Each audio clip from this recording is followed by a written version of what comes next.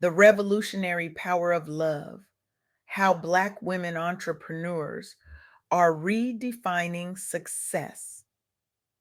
When Marie Moore first shared her groundbreaking research with me, I felt something shift in my understanding of what true business innovation looks like. Here was a woman who had spent years meticulously documenting a phenomenon that mainstream business media has largely overlooked: the quiet revolution being led by Black women entrepreneurs across America. Marie isn't just a researcher, she's a visionary who has mapped the contours of a movement that challenges everything we think we know about success, resilience, and power. Her work illuminates paths that could transform not just individual businesses, but our entire economic landscape. In a world obsessed with hustle culture, where rise and grind mantras plaster Instagram feeds and burnout is worn as a badge of honor, Marie Moore discovered something remarkable. The most revolutionary act might just be love.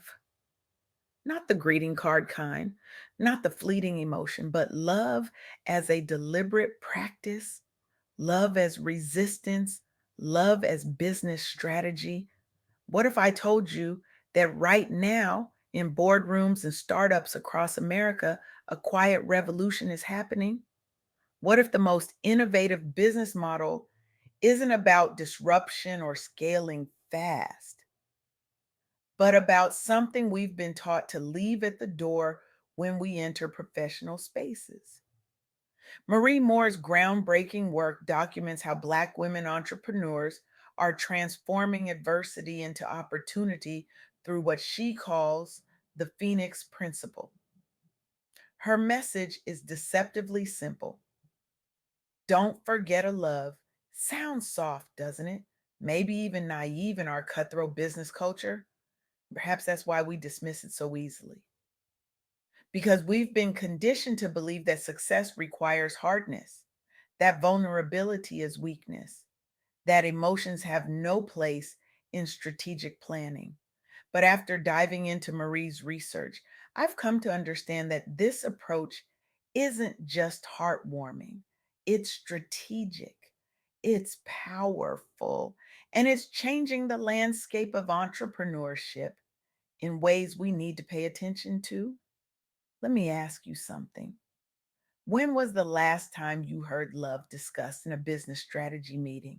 When was the last time community care appeared in your quarterly objectives? If you're like most people, the answer is probably never.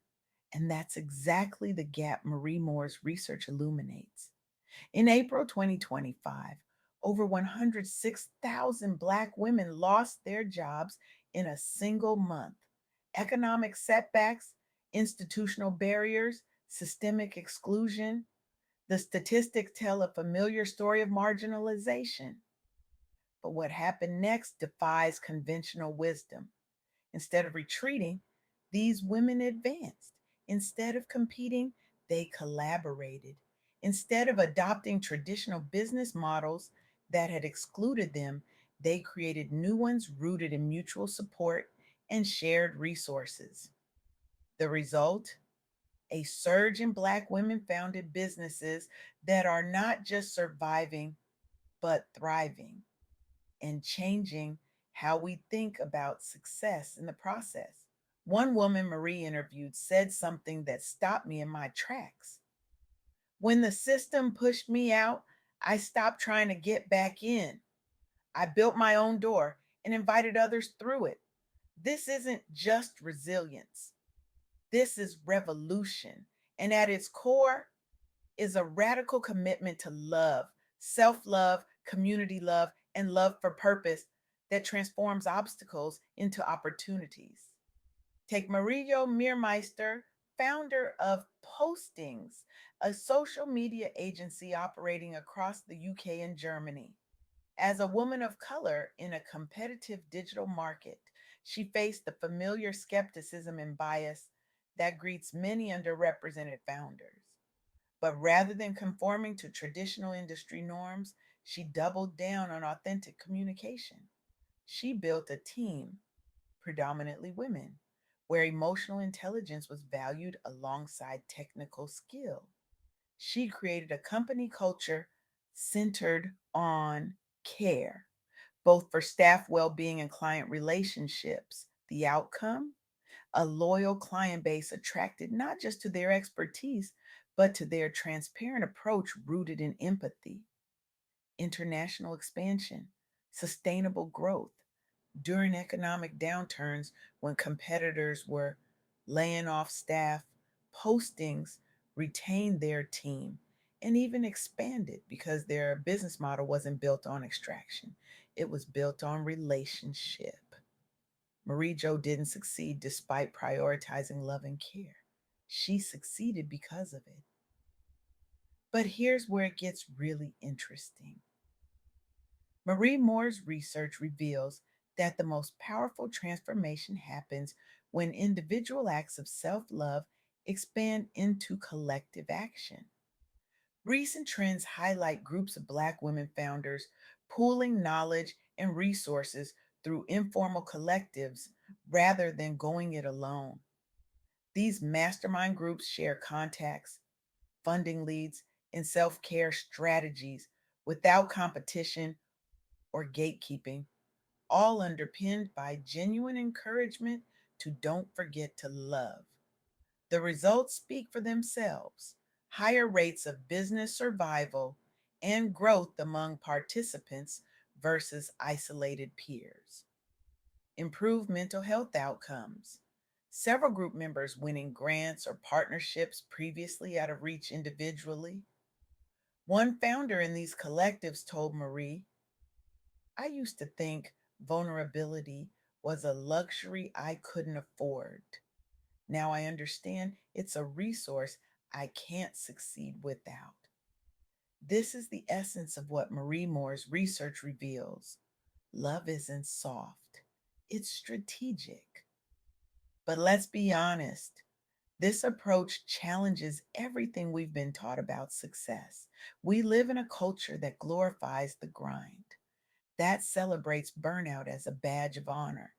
That tells us, especially those from marginalized communities, that we must work twice as hard for half as much. And for Black women entrepreneurs, these pressures are compounded by the expectation to be strong, to never show weakness, to carry not just their own dreams, but the hopes of their communities. The weight of that responsibility is immense. Marie Moore's interviews reveal a common thread. Before embracing this love centered approach, many women were exhausted, depleted, running on fumes while telling themselves and everyone else they were fine. One entrepreneur described it this way: I was so busy proving I belonged at the table that I forgot to ask if it was even the right table for me. This is where the true power of don't forget to love emerges. It's not just about being kinder to yourself, though that matters. It's about questioning the very metrics of success we've internalized.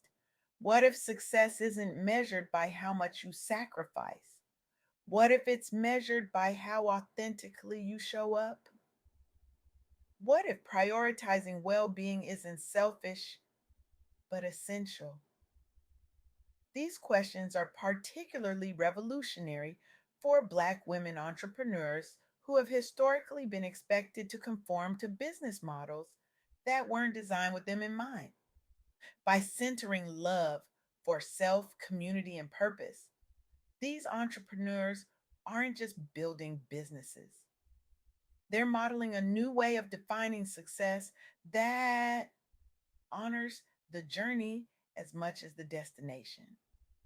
They're showing that you can be ambitious without abandoning yourself, that you can be strategic without sacrificing your soul, that you can be powerful without perpetuating the very systems that once excluded you. This is what Marie Moore calls transformational entrepreneurship. It's not just about creating products or services, it's about creating new possibilities. And the impact extends far beyond individual businesses. When these entrepreneurs lead with love, They create ripple effects. They hire differently. They mentor generously. They build supply chains that prioritize ethical practices. They make decisions that consider community impact alongside profit margins.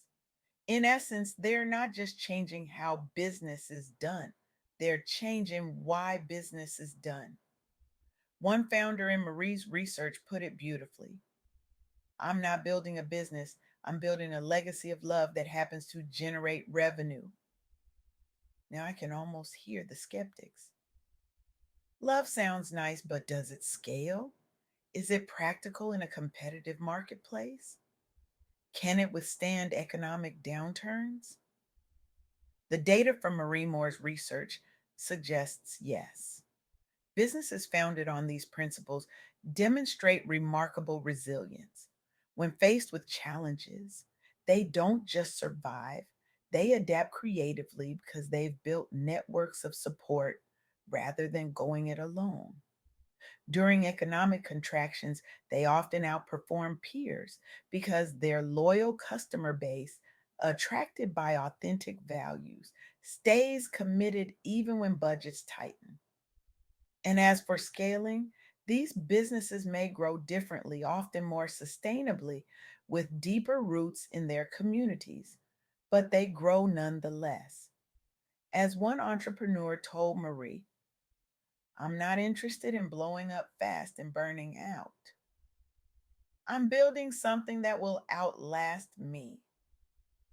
This perspective represents a profound shift from extractive to regenerative business models, from short term gains to long term impact, from individual achievement to collective elevation. And it all begins with a commitment to love. So where do we go from here? What does Marie Moore's revolutionary research demand of us? It demands that we examine the cost of success as we've defined it. It challenges us to count not just our profits, but our joy, not just our achievements, but our well being, not just what we've built, but who we've become in the process of building. The revolution Marie Moore has documented isn't waiting for permission.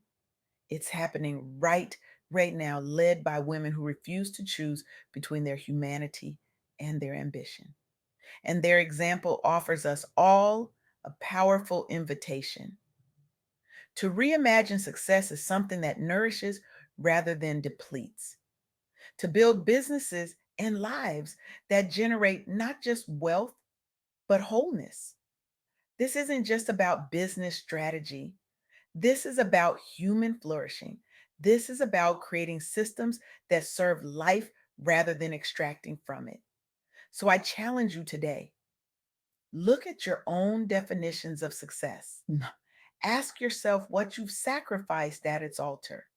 Consider what might be possible if you centered love for yourself, your community, your purpose in your work. Because the most radical thing we can do in a world that commodifies everything is to remember that we are not machines. We are not resources to be optimized. We are human beings with hearts that need tending. And perhaps the most revolutionary business strategy of all is simply this: don't forget to love.